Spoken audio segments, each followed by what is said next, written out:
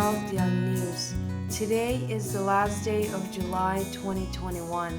I am your host, Lorin Pui Colny Snyder, podcasting from Rockville City, Maryland, USA.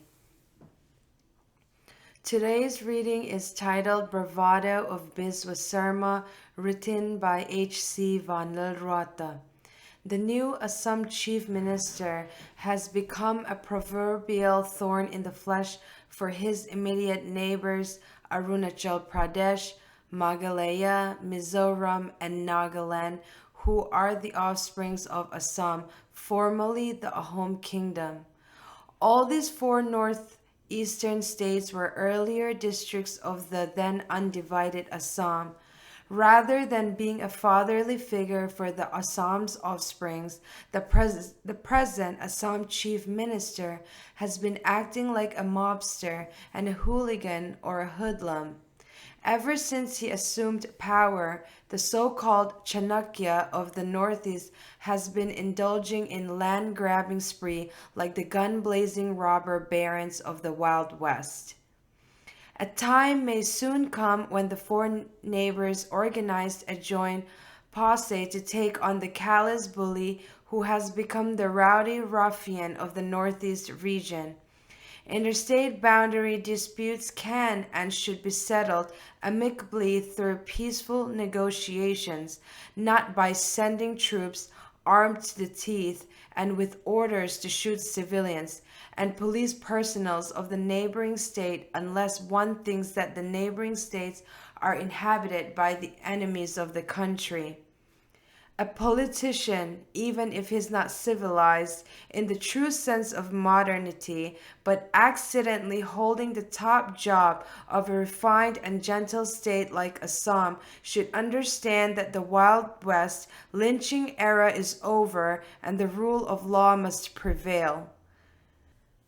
No one wants repetition of the Mirapani incident, for life is valuable and everyone has to refrain from initiating violent activities that ultimately result in taking lives or causes injuries to other human beings.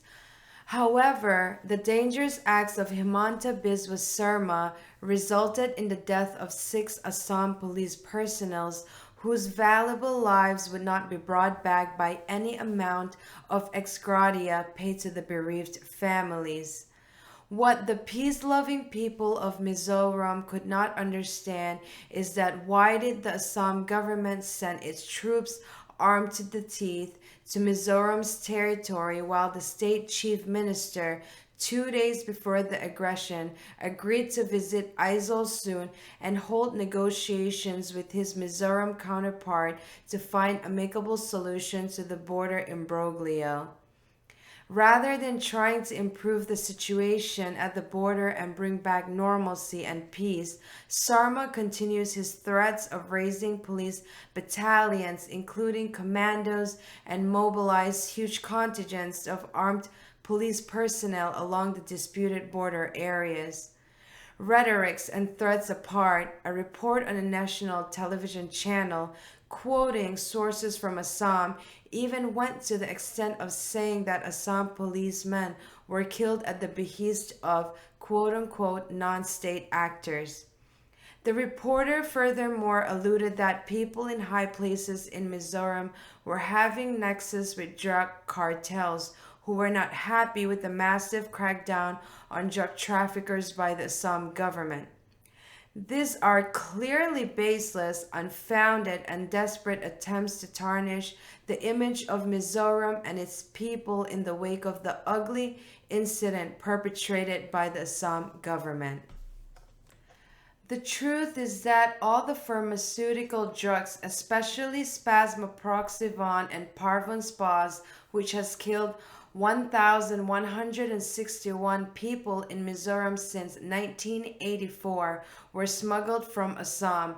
After the manufacturers stopped making the 2 clinical killer drugs, Bagha and Lailapur continue to become a safe haven for drug peddlers dealing in heroin. This is evident by the fact that a street name for a particular pack of heroin is known to the peddlers addicts, and law enforcement agencies alike as Bagha Pack.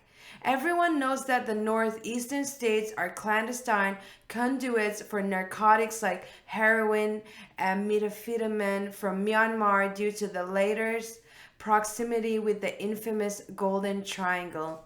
However, the innuendos are not only far fetched but must have stemmed from a stinking rich desperado. The Northeast, though, comprising of different states and different unique cultures, used to be strongly united despite several differences. The people of the region are proud of their own unique identities, even as they are facing problems due to the rugged terrains and difficult topography, as also due to the fact that the corridors of power in Delhi is so far away from them. Despite several differences due to the political affiliations or issues, the members of parliament from the region, cutting party lines, have had NEMPs forum and used to unitedly take up the issues confronting the region. Now that may be gone forever if the big bully in Dispur continues to wreak havoc in this beautiful region by attacking his friends and foes alike. The reported death of six Assam police personnel was extremely unfortunate. The hearts of the Mizo people go out to the bereaved families. However, it should be clearly understood that such madness was initiated by the Assam government, which sent one of its top cops, IGP, and other senior officials with over 200 Jawans to fulfill the former's aggressive agenda. The police, with hordes of hooligans from nearby Assam villages, overran the Mizoram police outpost at the outskirts of Vairengte, the frontier and last sentinel of the Mizoram, earlier known to the colonial Britishers as the Lushai country. There were neither warnings or prior information from the Assam side nor provocation from Mizoram side.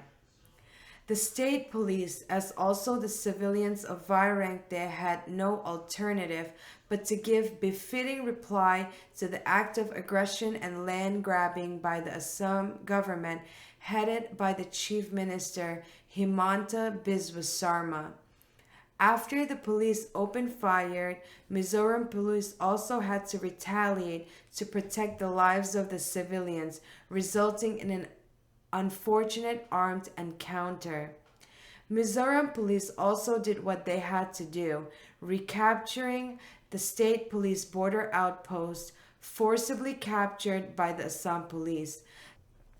The aggressive action from Assam came 2 days after a meeting chaired by Union Home Minister Amit Shah and attended by all the chief minister of the Northeast region, which was held in Shillong to find peaceful solution to the border rows in the region, and a few hours after Mizoram Chief Minister Zoramthanga, who attended the meeting, reached Aizawl. Let Monday's incident at the Mizoram-Assam border Vairengte outskirts be a fruitful lesson for Assam. Aggression is not the answer, but a catalyst for violence that causes loss of valuable human lives. And to you, Mr. Sarma, please refrain from this kind of arrogance and play a big ruffian to the peaceful people of Mizoram who had been enjoying hard-earned peace for decades. Border imbroglios may not be an easy to be settled amicably as witnessed in interstate boundary rows between Assam and its neighbors like Nagaland, Arunachal Pradesh, Meghalaya, and Mizoram for decades. Please try to find peaceful solutions to the disputes through dialogues and negotiations, not by using violent and aggressive methods.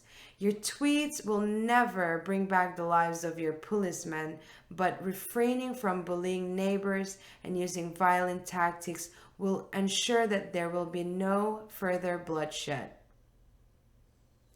As previously stated, this was written by H.C. Van Rota. The writer is a prominent journalist based in Mizoram.